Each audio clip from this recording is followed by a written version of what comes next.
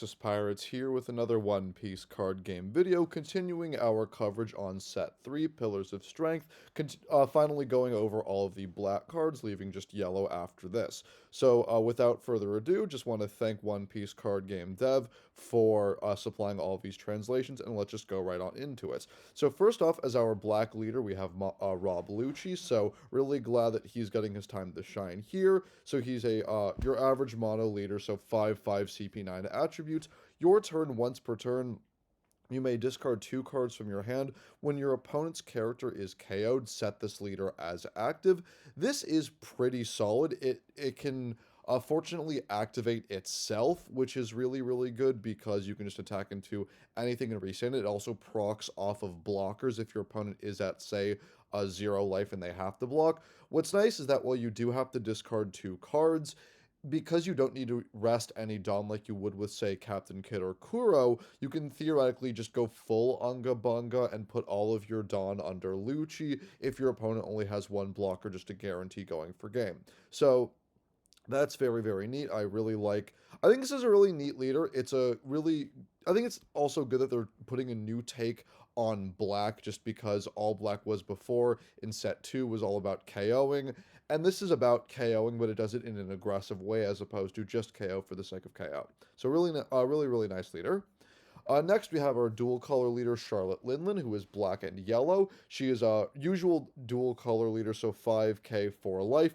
Typing is for Emperors and Big Bomb Pirates. Her effect is Dawn 2. When attacking, you may pay an additional 2 Dawn. Trash a card from your hand. If you have 1 or less life in your life area, put up to 1 card from the top of your deck on top of your life area. I think this is actually very good.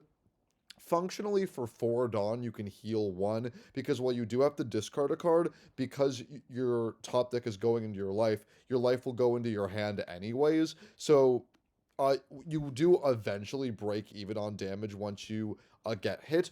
Also, while it does cost 4, 2 of the Dawn are under her, making her a 7k swing, so you really only need to pay 2, provided you have that sub. So I think this is actually very solid and a really good card, and getting down to 1 life isn't hard when you have a 4 life leader. I'm actually just curious as to why they went with black as the secondary coloring. My guess is because black was not introduced in set 1, so they just wanted to give the second to last color introduced that support, if I had any guess. But either way, a solid card. Moving on, we have Isho, who is a super rare, so great start. Also really glad that Fujitora is getting a card. He is a 8/9 Navy typing, no counter. Dawn 1, during your turn, all of your opponent's characters get -3 to cost. And on play, if your opponent has 6 or more cards in their hand, they must trash 2 from their hand. This is a great card. Being able to blanket reduce everything by 3 is really good, especially if it's only for 1 Dawn, that it makes so many more effects live very easy, and it's a decent on-play too, just if you're playing against a deck that can generate a lot of advantage, like Kid or Doflamingo, or you're hitting your opponents and they're not blocking and they just have gotten above 6, making them discard 2 for free is really good, so this is a great card. I do think Isha's a solid card that will definitely see play. Next, we have Vergo, who is a 5/5 counter 2000, Navy and Don Quixote pirate typing. Dawn 1, this character cannot be KO'd by battle.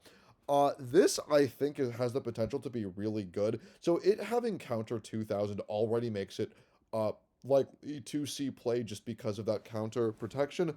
But it's the first character that just cannot be KO'd by battle. So while it is a 5k for 5 cost, you're probably never going to lose this, just because 1 Dawn is so easy to keep.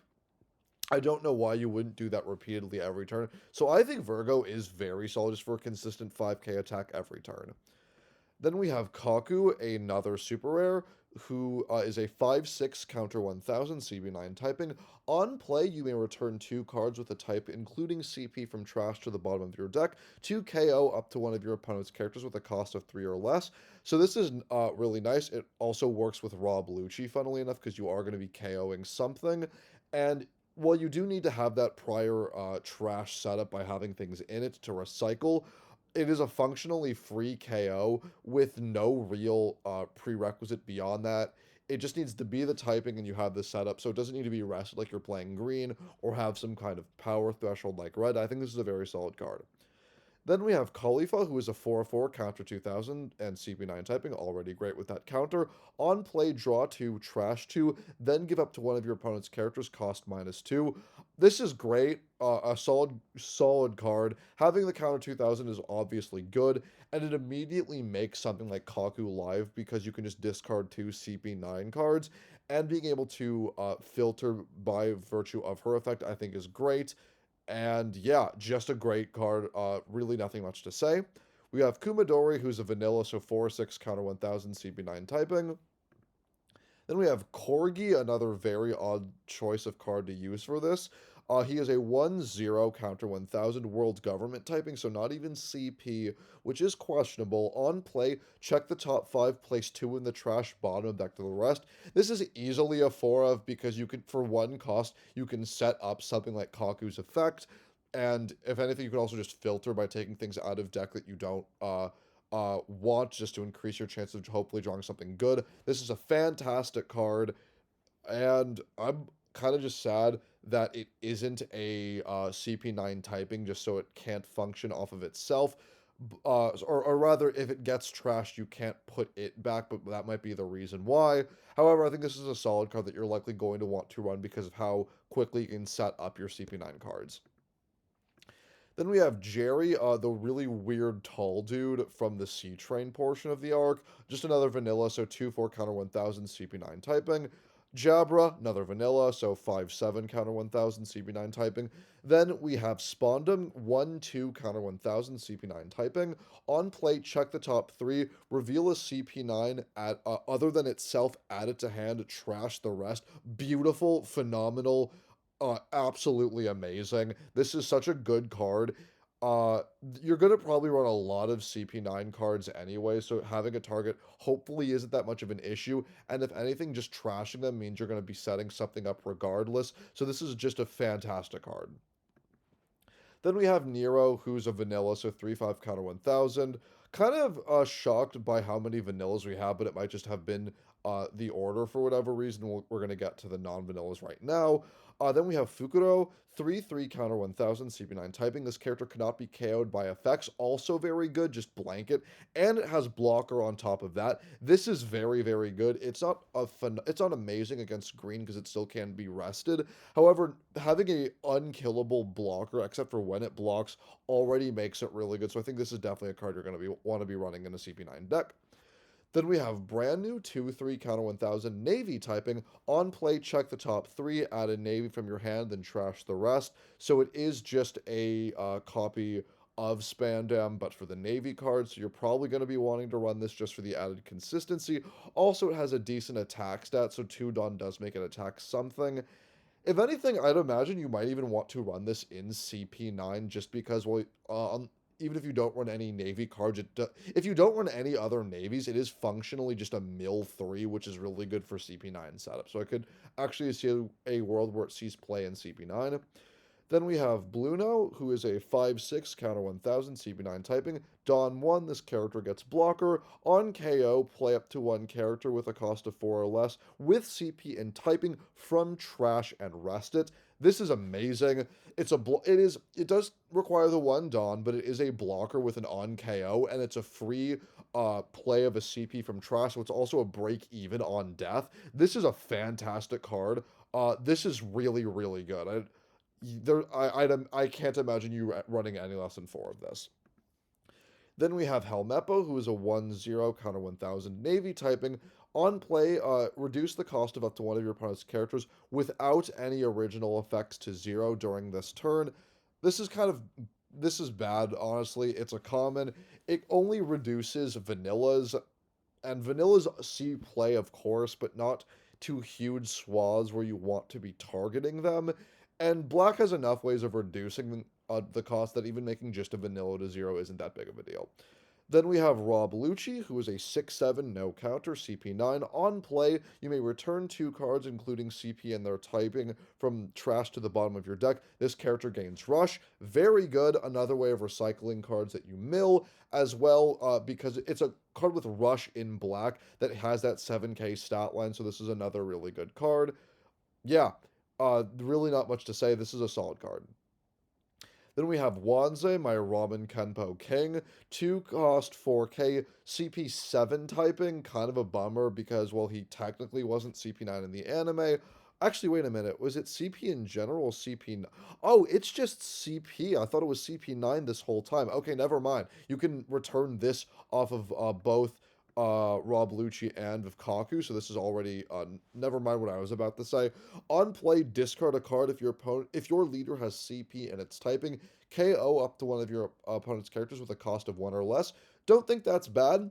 There's plenty of low-cost cards that you're going to want to hit regardless. Using this means you can kill, say, a Bonnie or a Momo or a low-cost blocker without having to waste an attack, and it does also functionally fill up your grave when you want to be using effects like Kaku and Rob Lucci, so I think this is a solid card. Next, we are on to the events. So first we have Airdoor, who is a 4 cost event main. If your leader has CP and it's typing, check top 5. Play a character with cost of 5 or less in CP, then trash the rest. Trigger, play up to 1 black character with a cost of 3 or less from your trash. This is amazing. Uh, it's functionally a break even, but provided you were able to see a card with that 5 cost, you basically get you save that Dawn, and if you see something like Bluno, you save Dawn. Khalifa is a break even. Kaku is saving 1 on Dawn. This is amazing, and even if you don't see any CPs or you don't save that much on Dawn, you effectively get to mill an additional 4 just to set up for your other cards. So this is a great card with a solid trigger as well. Then we have Soap Sheep, 1 cost, CP9 typing. Main, give up to 2 of your opponent's characters, cost -2, and then trigger your opponent discards 1 from their hand. I don't think you need to run this. CP doesn't really care about the -2 to the typing, it looks like. As well, I feel as though in the Navy typing, there are better ways of reducing cost than this. I could be wrong, but I feel like this is largely unnecessary. Then we have Tempest Kick Sky Slicer, 2 cost CP9 typing, main KO up to one of your opponent's characters with a cost of 0, or up to one of your opponent's stages with a cost of 3 or less, trigger, draw 2 cards. This is very interesting. This is the first card that can directly hit stages. Yes, there was the 1 card in set 2, but it was only on trigger, so it's kind of hard to account for that. This you can hit a stage in the main, and there's, as we're seeing the game develop, a lot of very good stages, so it can definitely see this seeing play, and if just for that as a tech slot, and it has a decent trigger. I think this is pretty decent. I would say that this is more likely, I feel as though, to see play in a Navy build just because you are able to reduce cost to 0 a lot easier without setup, but I can definitely see this seeing some play in black builds. Then we have 6 King Pistol, 0 cost, so we're getting more of these events. Counter, you may trash a card from hand. Your leader or characters gains 3k. Trigger, draw 1, then KO up to one of your opponent's characters with a cost of 1 or less. I'm not sure how I feel about this in black, just because you don't have a lot of advantage. In the deck, you definitely, the color is definitely getting a little bit more, but the discard can seem like it might hurt the deck a little bit. Fortunately, because CP isn't discarding as much as the Navy did, it might be less of a problem, and it is a free event at the end of the day. But I'm just unsure of how much play this card's going to see. And lastly, to round it out, we have Eni's Lobby, the stage, 2 cost world government event. You may rest this stage if your leader has CP in its typing. Give up to one of your opponent's characters, cost -2 during this turn. Trigger, play this card. Um, I'm again unsure of how much play this is going to see. You do have Kaku, which is important for looking at your opponent's cost. Kaku plus Eni's Lobby means you would be able to hit a 5 cost card, and if you do decide to run Soap Sheep, you could hit even more. It really depends on how pure the CP build ends up being. I feel like you might run some Navy cards that care about cost reduction, but I'm not totally sure. I do think this is a neat card to consider, and it has a trigger. You can just play the stage for free, which is always good. In any case, though, that wraps it up for me. Please let me know what you think about the CP9 typing down below. I'm actually a lot more interested than I was expecting going into it. I don't really care for black as far as navy goes, but this is pretty interesting. It's a black deck that plays a little bit like green does with something like Rob Lucci and getting the advantage off of stuff like Erdor and even Bluno. So I think this is actually a pretty interesting list. I would love to know what you all think, though. So please let me know down in the comments below, and we will end this coverage soon with our cover of the yellow cards. Thank you for watching, and see you in the next one.